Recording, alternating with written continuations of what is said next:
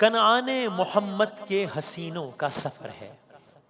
آج 8 محرم الحرام اور انشاءاللہ 8، 9 اور 10 محرم الحرام جس طرز پہ ہم ماہ رمضان میں آپ کی خدمت میں پیش کرتے تھے، انشاءاللہ روزانہ اشعار کی صورت میں میر انیس کے مرثیے اشعار کی صورت میں داستان کربلا آپ کی خدمت میں عرض کریں گے۔ آج کی جو داستان ہے، امام عالی مقام رسول اللہ صلی اللہ علیہ وآلہ وسلم کے گھرانے کی مدینے سے روانگی سے لے کر شہادت جناب حر تک کا یہ منظر ہے، جو کہ خوبصورت اشعار میں جناب میر انیس نے لکھا ہے، آپ کی خدمت میں پیش کرتے ہیں۔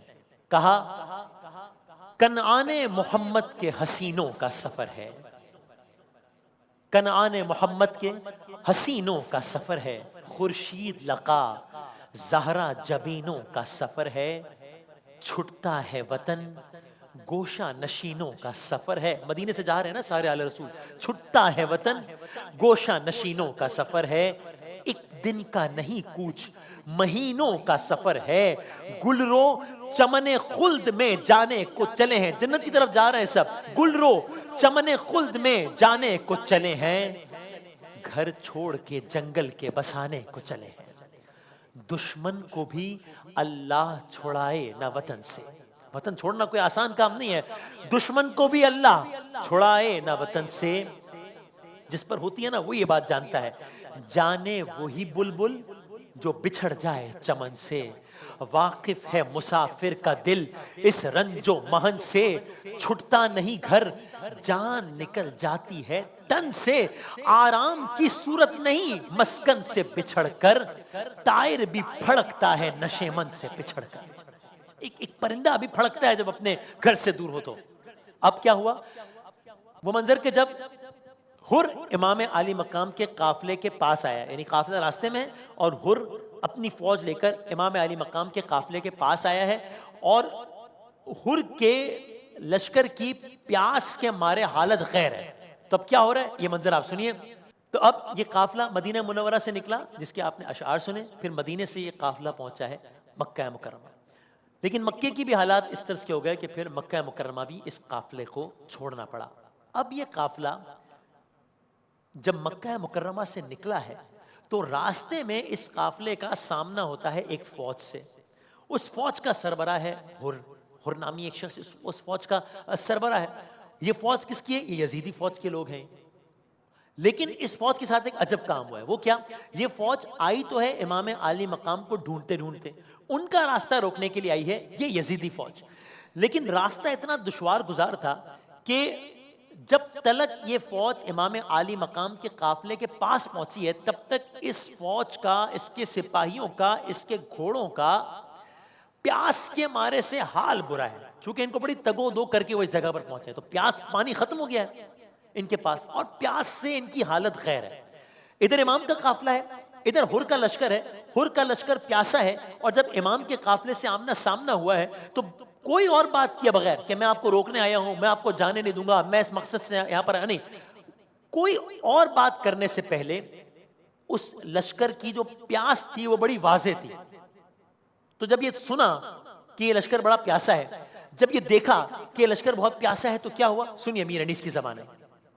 یہ سنتے ہی، جب دیکھا یہ سنا کہ لشکر بہت پیاسا ہے، یہ سنتے ہی بے تاب ہوئے سبط پیمبر، امام علی مقام بے تاب ہو گئے، حالانکہ جانتے ہیں کہ یہ فوج کا لشکر ہے۔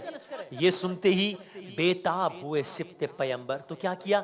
دیکھا رخ عباس کو اشک آنکھوں میں بھر کر، فرمایا کہ یہ لوگ ہیں سب پیاس سے مستر، جو ساتھ ہے پانی ابھی منگواؤ برادر، بھیا کمر اب کھولیو پیاس ان کی بجھا کے، میں کانپ رہا ہوں کہ یہ بندے ہیں خدا کے، کہ اب ساری باتیں بعد میں ہوں گی، مجھ سے نہیں دیکھا جا رہا، چونکہ اللہ کے بندے ہیں، جو بھی اللہ کے بندے ہیں اور یہ پیاسے ہیں، ان کو پانی پلاؤ۔ تو اب کیا ہوا؟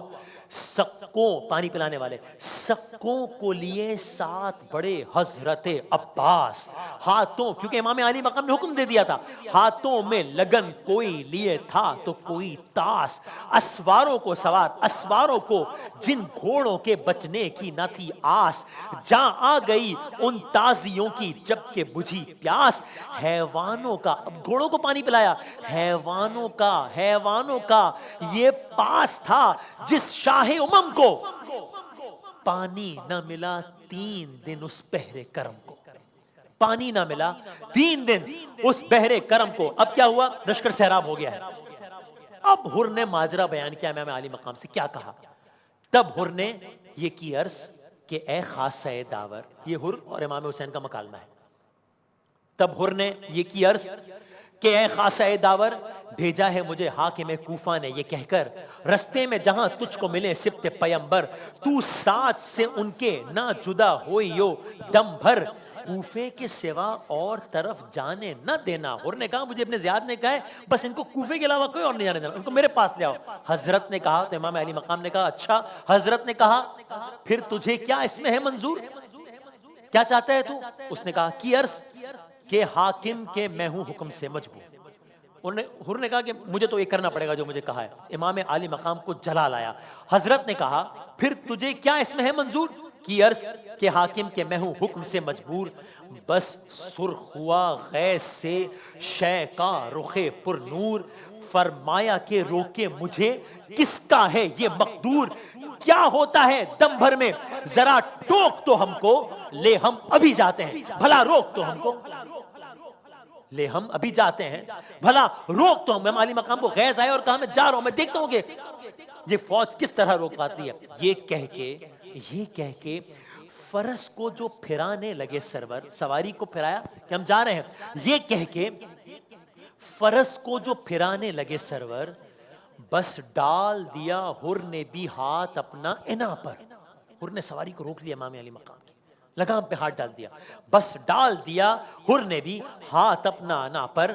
عباس بڑھے غیظ میں تھرا گئے اکبر، روکا انہیں اور بولے یہ حر سے شہ صفدر، ڈر ہے مجھے اس کا کہ نہ تو قتل کہیں ہو، جا ماں تیری ماتم میں تیرے سوگ نشیں ہو۔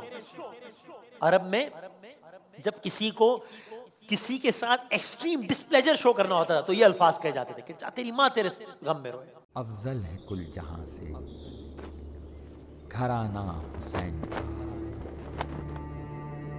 نبیوں کا تاجدار ہے نانا حسین کا، ایک پل کی تھی بس حکومت یزید کی، صدیاں حسین کی ہیں زمانہ حسین کا۔